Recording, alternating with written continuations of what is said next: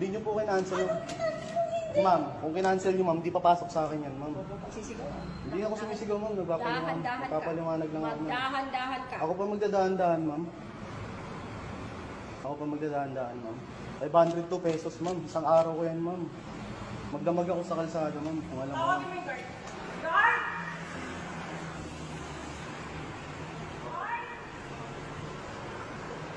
Ha?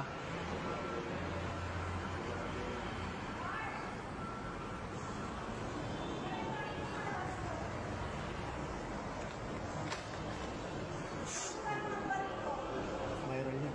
Viral yan. Halika, pulutan mo ng baril to kung kinakailangan. Hindi ko babayaran yan.